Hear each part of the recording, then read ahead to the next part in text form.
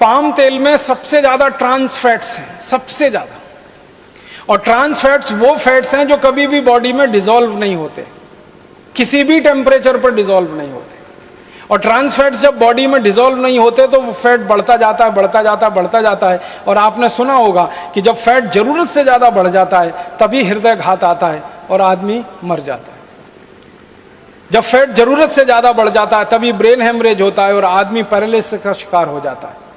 जब trans fats बहुत बढ़ जाते हैं शरीर में तभी शरीर में ऐसे भयंकर दुष्परिणाम होते हैं। डायबिटीज बढ़ती है, हाइपरटेंशन बढ़ता है जिसको बीपी आप कहते हैं, हार्ट अटैक आता है, ब्रेन हेमरेज हो जाता है। ऐसे खतरनाक रोग जिनमें शरीर का हमेशा के लिए भयंकर दुष्परिणाम हो जाए या हमारे शरीर का भयंकर नुकसान हो जाए, ऐसे रोग भी सारे के सारे पाम तेल के दुष्परिणाम ही हैं।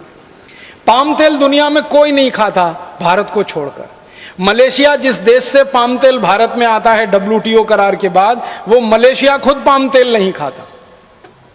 मलेशिया में पाम तेल का जास्ती से जास्ती उपयोग होता है उद्योग धंधों में, लेकिन वो पाम तेल गेट करार के बाद भारत में भयंकर पैमाने पर बेचा जा रहा है। तेल का बाजार पूरी तरह से अब विदेशियों के कब्जे में चला गया। तो एक तरफ अपना शेतकरी नुकसान पाता है, दूसरी तरफ लोगों को भी तकलीफ आती है। और इसी तरह गेट करार की एक खतरनाक शर्त ने हमारे देश को एक और बड़े खतरे में डाल दिया।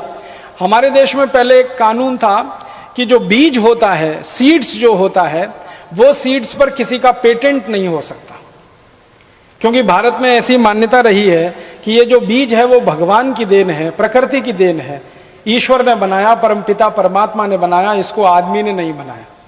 तो इसलिए ये माना जाता है कि बीज जो होता है, सीड्स जो होते हैं, वो परमपिता परमात्मा की देन है, ईश्वर की देन है, उस पर मनुष्य का अधिकार नहीं है, इसलिए वो पेटेंट के दायरे के बाहर है, उनको पेटेंटेबल नहीं माना जाता इस देश में। अब गेट करार ने शर्त बदल दी। गेट करार की शर्त ये हो गई है कि सभी बीज अब पेटेंट के दायरे में आ गए। पहले हमारे यहाँ बीज होते थे डिस्कवरीज, डॉक्टर साहब, चौधरी साहब, पहले बीज होते थे सब डिस्कवरीज। अब पेटेंटेबिलिटी की दायरे में आने के बाद बीजों को सरकार ने इन्वेंशंस जैसा मानना शुरू कर दिया है। और खतरनाक स्थिति यह बना दी है कि डिस्कवरीज और inventions both are patentable in our country now on the basis of this GATT agreement. ये गेट करार के आधार पर अब डिस्कवरीज भी पेटेंटेबल हैं, इन्वेंशंस भी पेटेंटेबल हैं। तो सीड और बीज जो पहले पेटेंट के दायरे के बाहर थे, अब वो पेटेंट के दायरे में आ गए।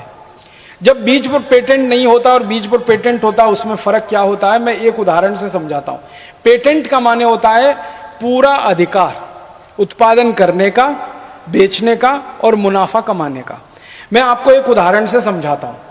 मेरे हाथ में एक पेन है, अगर मैं ये कहता हूं कि ये पेन पर मेरा पेटेंट है, इसका मतलब ये है कि इस पेन को मैं ही बनाऊंगा और मैं ही बेचूंगा और मैं ही मुनाफा कमाऊंगा। दूसरी कोई कंपनी इस पेन को ना बना सकती है, ना बेच सकती है, ना मुनाफा कमा सकती है। अगर मैं ये कहता हूं कि इस पेन पर मेरा पेटेंट नहीं है और किसी का भी पेटेंट नहीं है, तो इसका मतलब यह है कि इस पेन को कोई भी कंपनी बनाएगी, कोई भी कंपनी बेचेगी, कोई भी कंपनी मुनाफा कमाएगी। अगर इस पेन पर पेटेंट नहीं है तो इस पेन को बनाने वाली हजारों कंपनी होंगी, और अगर इस पेन पर पेटेंट है तो इसको बनाने वाली एक ही कंपनी होगी। अब अगर हजारों कंपनी ये पेन बनाती है तो आप सोचो, उन हजारों कंपनियों में आपस में प्रतियोगिता होती है, कंपटीशन होता है, तो ये पेन सस्ते से सस्ता मिलेगा। लेकिन कोई एक कंपनी अगर ये पेन बनाती है तो उसकी अकेले की मोनोपोली है, अकेले का एकाधिकार है, तो वो जितने चाहे उतने रुपए में बेचेगी और जितना चाहेगी उतना मुनाफा इस पेन पर वो कंपनी कमाएगी। अब हमारे यहाँ बीज के क्षेत्र में ऐसा हो गया। पहले ऐसा होता था कि हमारे शेतकरी समाज बीज बनाते थे और बीज से बीज हमारे यहाँ हजारों साल से बनता चला आया। हमारे यहाँ परंपरा ऐसी रही है कि एक बार हमने खेती की, खेती में बियारण डाला, उस बियारण से उत्पन्न आया, उस उत्पन्न में से थोड़ा बियारण हमने